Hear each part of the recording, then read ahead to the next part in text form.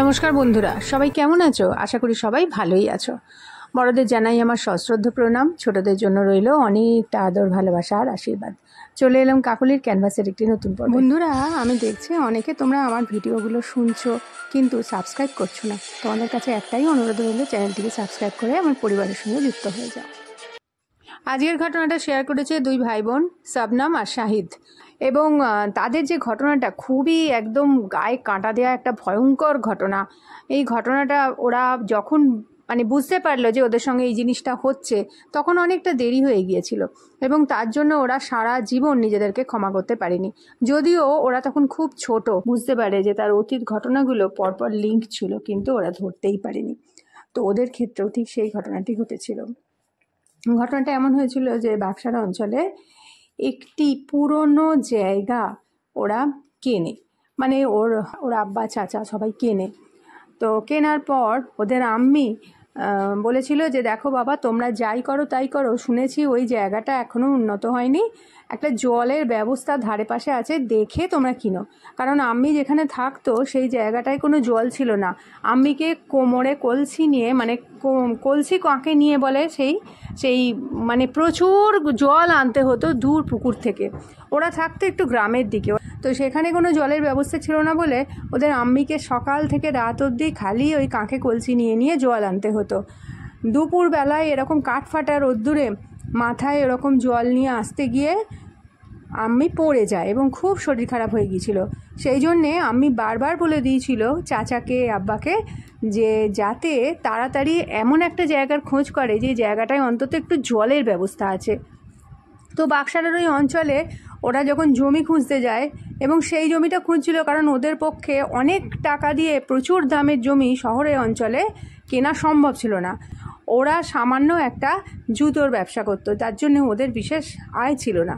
আর সেই সময় শবনম আর শাহিদ ছিল একদমই ছোট, খুবই ছোট, একজন 4 বছরের, একজন 5 বছরের।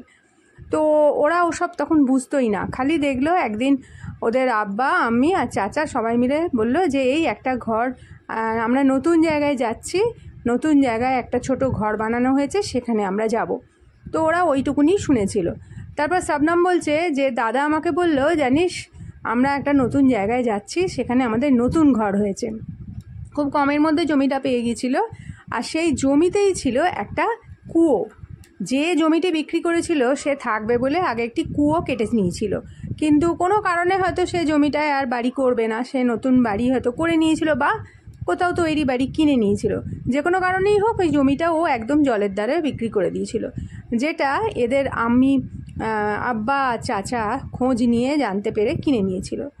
তো সেইখানেই একটা দরমার ঘর করে ওরা চলে এসেছিল এবং আম্মি খুবই খুশি হয়েছিল। শবনম বলছে আম্মির খুশি চোখে দেখা যায় না, এত খুশি হয়েছিল আম্মি। তার একটাই কারণ হচ্ছে ওই জমির মধ্যেই ছিল কুয়োটা, আর কুয়োর জলটা ছিল অনেকটা নিচুতে, অনেকটা দড়ি দিয়ে নামিয়ে সেই কুয়োর জল তুলতে হতো। আর কুয়োটার ওপরের বেরও ছিল না, একদম প্রায় জমির থেকে লেভেলেই ছিল কুয়োটা। তো আম্মি তখন বলেছিল আব্বাকে যে তোমরা ওপরে 2-4টে বেড় লাগিয়ে দাও, কারণ কি না হলে বাচ্চারা খেলতে গিয়ে কোথায় পড়ে যাবে। তো শবনম বলছে সেই জন্যে আব্বা চাচা বেড নিয়ে এসে ওপরে মিস্ত্রি দিয়ে লাগাবার ব্যবস্থা করেছিল।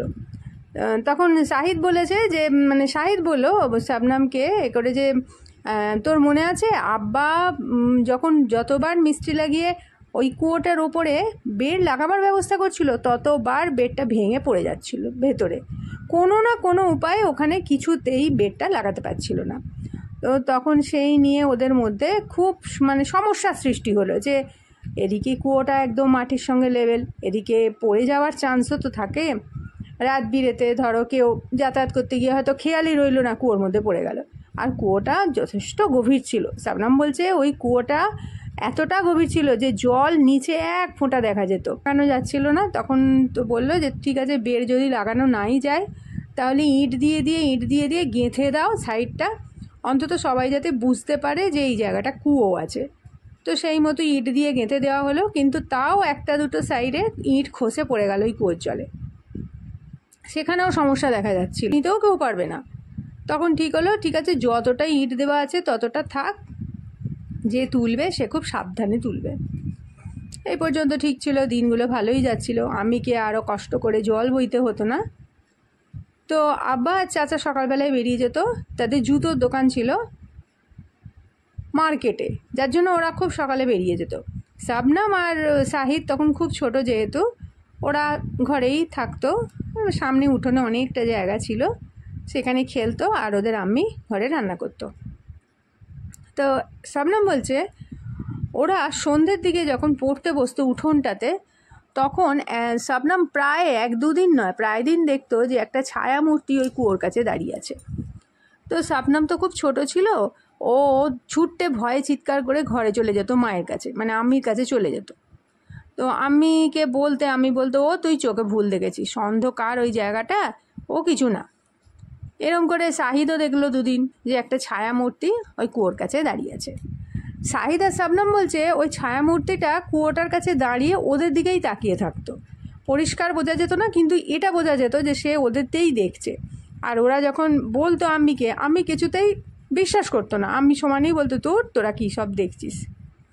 এরপরে একদিন একটা ঘটনা ঘটলো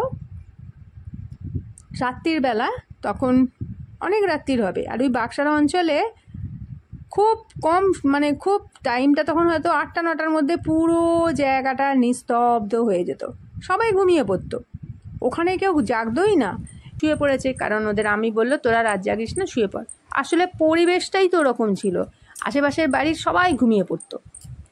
তো আমি ওরকম একদিন রাত্রিবেলায় ওরা ঘুমিয়ে পড়েছে, আমি জেগে বসে আছে, হঠাৎ করে দরজায় নক করার আওয়াজ। তো আমি ভাবলো তাড়াতাড়ি উঠে গিয়ে যে হয়তো ওরা তাড়াতাড়ি চলে এসেছে। তো আমি উঠে দরজাটা খুলেছে। এবার শাবনাম বলছে এই ঘটনাটা আমি বলেছে তাই আমরা জানতে পেরেছি, কারণ শাবনাম আর শাহিদ কিন্তু ঘুমোচ্ছিল। এরপরে ওদের ঘুম ভাঙে ওদের আব্বা চাচার চেঁচামেচিতে। ওদের দুজনকে ঠেলে তুলে দিয়ে বলে, হ্যাঁ রে শাবনাম, আম্মি কোথায় গেল? তো শাহিদও উঠে পড়েছে, উঠে দেখছে সত্যিই তো ঘরে আম্মি নেই। এদিকে ওর আব্বা চাচা পুরো ওদের ঘরের 4-5টা ঘুরে বেড়ালো, কোথাও আম্মিকে দেখা যাচ্ছে না। তখন আলো ফেলে টর্চ ফেলে খুঁজতে খুঁজতে খুঁজতে খুঁজতে গিয়ে দেখলো সেই কুয়োর পেছন দিকটায় করা আছে, সেইখানে আম্মি অজ্ঞান হয়ে পড়ে আছে। তো সবাই গিয়ে সঙ্গে সঙ্গে তুলে আম্মিকে ঘরে নিয়ে এলো। তারপরে সেই যে আম্মির চেহারা, শরীর স্বাস্থ্য খারাপ হতে শুরু করলো, সেই আম্মি অসুস্থ হয়ে গেল। এইসব ভেবে ওরা অতটাও গা করলো না। আর শাবনাম তো ছোটো ছিল না, তখন ওরা অতটা গা করলো না। সব থেকে বড়ো কথা হচ্ছে আব্বা আর ওদের যে চাচা, সেও অতটা গা করলো না। এরপরে হতো কি, আমি বেশিরভাগ সময়টাই শুয়ে থাকতো বিছানায়। এরপরে যে ঘটনাটা ঘটলো সেটা হচ্ছে আশেপাশের কিছু লোক ওর আম্মিকে দেখতে এলো, এবং দেখতে এসে ওরা বলল যে তোমাদের একটা কথা বলি, ওই কুয়োর জলটা তোমরা ব্যবহার করো না। তো তখন শাবনাম তো ছোটো ছিল, শাবনাম শুনতে পেলো যে ওর আম্মি বলছে যে কেন? বলছে না, আসলে ওই কুয়োটা খুব একটা ভালো কুয়ো নয়, কেন জানি না, ওই কুয়োতে অনেক কিছু আওয়াজ পাওয়া যায়, রাত্রিরে অনেক কিছু দেখতে পাওয়া যায়। এই বাড়ির যা মালিক ছিল, সেই মালিক ওই কুয়ো কাটার পর 2-3 দিনের পরই ও চলে গেছে, আর ওই ব্যবহার করেনি। তো যাই হোক, অত কিছু জানি না, মোট কথা তোমরা ওই কুয়োর জলটার ব্যবহার করো না। তো তখন আমি শুনে বললো যে ঠিক আছে, কিন্তু জলই বা কোথায়? তো ওরা ওখানে ওই টিউবওয়েল ছিল অনেকটা দূরে রাস্তার ওপরে, সেই টিউবওয়েল থেকে বালতি বালতি জল আনতো। এবার আম্মির পক্ষে তো জল আনা সম্ভব ছিল না। শাবনাম বলছে শাহিদ তখন ছোট, ও যে জল আনবে তার উপায় নেই। আব্বা চাচা বেরিয়ে যায়, ওরাও জল আনতে পারবে না। তো আব্বা চাচাকেও এই কথাটা আম্মি বলেছিল। তো ওরা তখন বলেছিল ঠিক আছে, ওরা সকালের দিকে যত 2-3 বালতি এনে দেবে ওরা বাইরের কল থেকে, এই রাস্তা টিউবওয়েল থেকে, ওইটুকুনি জলে কাটিয়ে, মানে সারাদিনের কাজকর্ম করে নিয়ে আবার রাত্রির দিকে এসে ওরা জল আনবে, 12টার সময়তেই আনতে যাবে।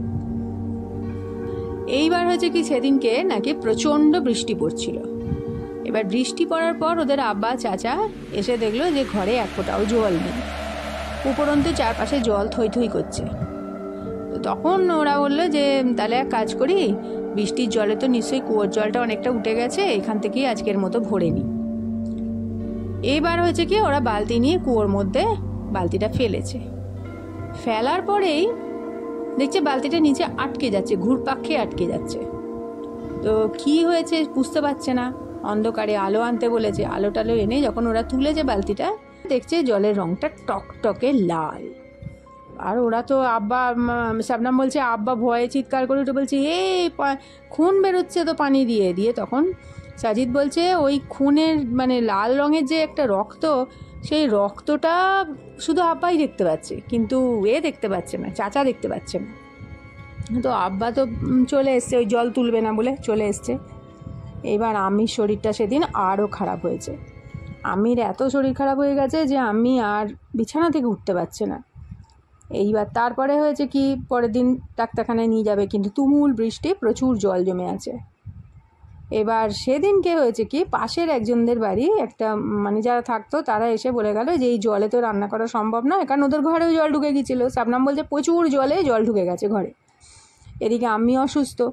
তো তখন ওর যে ভাই মানে সাজিদ আর মানে একে শাবনামকে পাশের বাড়ির যে একজন প্রতিবেশী সে বলল যে আমরা রান্না করছি, তোমরা ছেলে মেয়ে দুটোকে পাঠিয়ে দিও, আর ওরা একবারে তোমাদের খাবার নিয়ে চলে আসবে, আজকে তোমাদের রান্না করতে হবে না।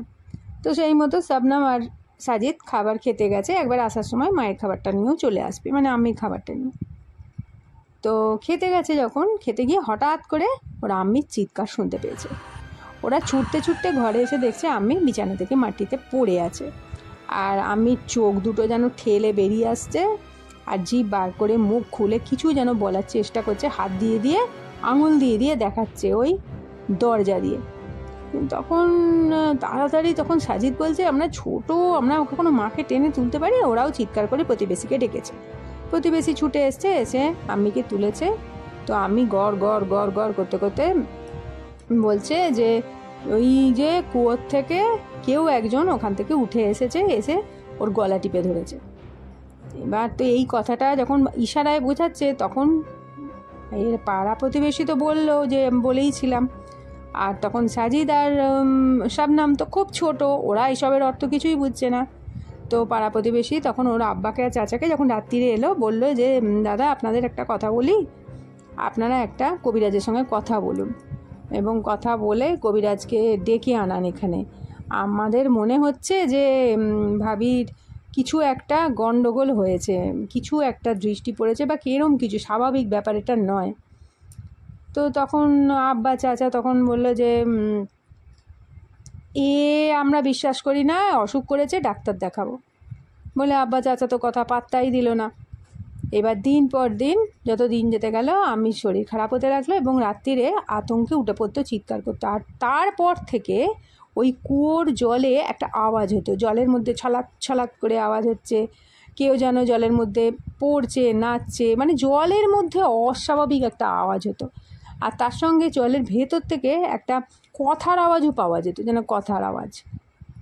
শাবনাম বলছে তখন তো ওরা ছোট, ওরা অত ডিটেলস ঠিক বলতে পারবে না, তবে কুয়োটার ভেতরে যে কিছু একটা হচ্ছে এটা বুঝতে পারতো। তো এরপরে একদিন সেই দিন এলো যেদিন ওর আম্মি ওরকম রাত্রির বেলায় বিকট চিৎকার করেছে, ওদের ঘুম ভেঙে গেছে। ওরা তখন উঠে পড়েছে ওই চিৎকারে।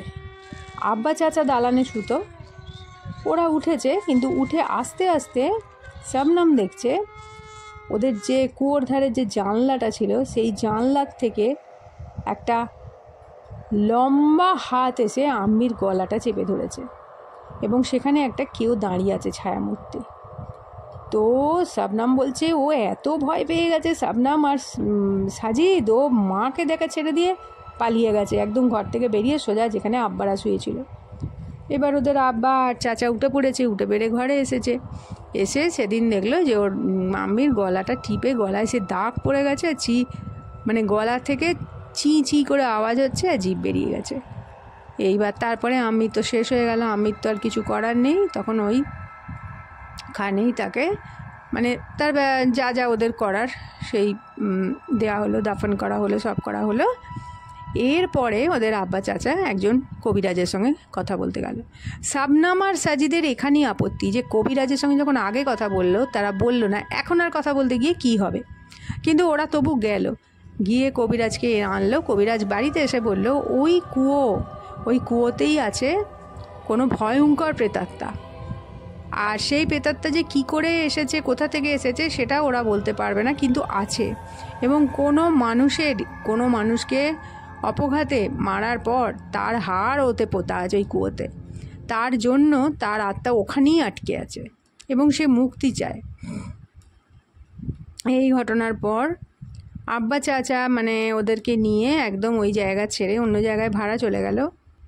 শবনম সাজিদ এখন বড় হয়ে গেছে, কিন্তু ওদের সারা জীবনের কষ্ট রয়ে গেছে। কারণ যদি প্রথম দিকেই ওদের আম্মিকে একটা কবিরাজের কাছে নিয়ে যেত, যদি একটা ব্যবস্থা করতো, তাহলে হয়তো আম্মি বেঁচে থাকতে পারত। তো এই ছিল ওদের জীবনের একটা ভয়ঙ্কর ঘটনা ওদের আম্মির সাথে ঘটেছিল।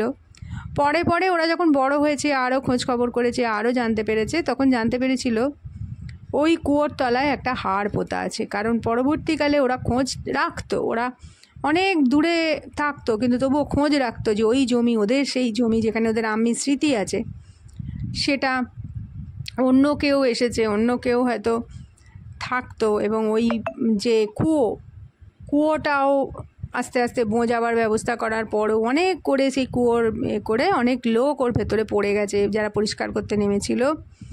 এমনকি ওখানে পাঁচিল কোনো দিনই টিকতো না, সবসময়তেই ভেঙে যেত। তো ওই কুয়োর সাইড থেকে অনেকটা খোঁড়ার পর ওরা যখন রিজার্ভার করতে যায়, যারা আর কি ওই জমি কিনেছিল পরে, অনেক পরে, এটা অনেক পরে, তো তারা ওখান থেকে একটা নরকঙ্কালের হাত পেয়েছিল।